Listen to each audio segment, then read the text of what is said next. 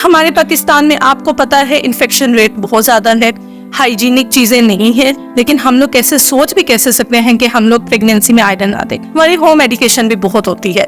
जी फलां को दर्द था, मेरी भाभी को उन्होंने ये खा लिया तो मैं भी ये खा ली। जब प्रेगनेंसी शुरू होती है तो हमें सपोर्ट की जरूरत होती है, ग्रोथ इतनी नहीं हो रही होती, तो कुछ मेडिसिन सपोर्टिव मेडिसिन होती हैं जो हमें वो शुरू करवानी पड़ती है। बहुत ज्यादा मेडिकेशन को मैं कभी भी नहीं रिकमेंड करती, लेकिन जो जरूरी है वो भी लेनी है। उसको हम ये भी नहीं कहते कि आप बिल्कुल कुछ ना दें। अद्वियात का इस्तेमाल जहर समझा जाता है। हाँ, ये भी डॉक्टर्स कहते हैं कि जो माँ खाएगी वो बच्चे को लगेगा। बिल्कुल फूड जिसमें खाने की बात, आम खाने की बात करें कि ये चीज मत खाइए, ये आपके बच्चे के लिए ठीक नहीं है, ठीक है, पहले दिन से यही चीज कहना शुरू कर दी जाती है। लेकिन जब चेकअप के लिए जाती हैं तो उनको फिर वो लंबी लंबी दवाइयां लिख के दे दी जाती हैं, पहले महीने से स्टार्ट हो जाता है ये दवाई खाएं वो दवाई खाएं।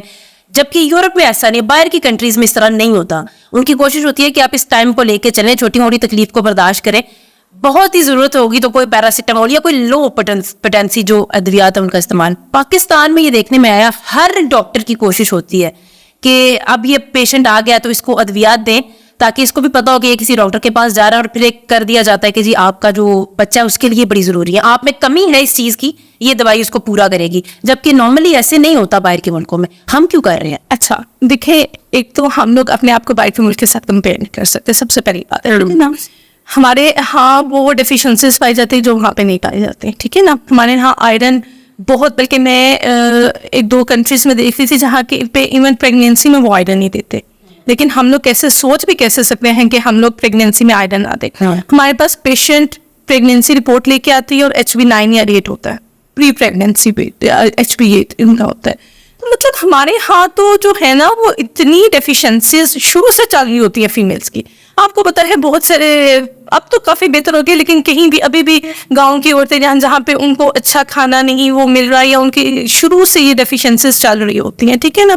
सेकेंडली देखें उसमें फिर ये है, हाँ एक्स्ट्रा मेडिसिन कभी भी हम लोग नहीं कहते कि आप दें, ठीक है ना। अब उसमें एक फोलिक एसिड की टेबलेट जो आपने फर्स्ट 3 मंथ्स खानी, ठीक है। हाँ, अगर किसी पेशेंट को बहुत ज्यादा वॉमिटिंग हो रही है, वो हो रही है, तो डेफिनेटली अब हम उसको मिजरेबल कंडीशन पे नहीं छोड़ सकते, ठीक है। तो उसमें फिर हम सपोर्टिव दे देते हैं, ठीक है ना, एंटीमेटिक्स दे देते हैं कि चलिए आप ये खाएं, आपकी वॉमिटिंग बेहतर हो जाएगी, लेकिन साथ काउंसलिंग कि ये बिल्कुल ठीक नहीं होगी, ये एक नेचुरल प्रोसेस है, 3 मंथ्स पहले ये चलेगा और फिर इंशाल्लाह विद टाइम ये बेहतर हो जाएगा, ठीक है। फिर उसके बाद 3 मंथ्स के बाद आयरन एंड कैल्शियम, ये तो वो है जो आपने देनी है, ठीक है ना। फिर हमारे पाकिस्तान में आपको पता है इन्फेक्शन रेट बहुत ज़्यादा है, हाइजीनिक चीज़ें नहीं है, ठीक है ना। तो प्रेगनेंसी क्योंकि उससे एक जो है ना आप उसको कहें कि इम्यूनिटी लो कर देती है, ठीक है ना। तो इस वजह से उसमें इन्फेक्शन होने के चांसेस ज़्यादा हो जाता है, ठीक है ना। प्रेगनेंसी में नेगेटिव इन्फेक्शन के चांसेस ज़्यादा होते हैं। तो फिर अगर पेशेंट किसी इन्फेक्शन के साथ आती है, UTI के साथ आती है, ठीक है ना, यानी कि यूरिनरी ट्रैक इन्फेक्शन है या वजाइनल इन्फेक्शन है, तो उसको हम छोड़ नहीं सकते, क्योंकि वो एक रिस्क फैक्टर होते हैं प्रीटर्म लेबर का।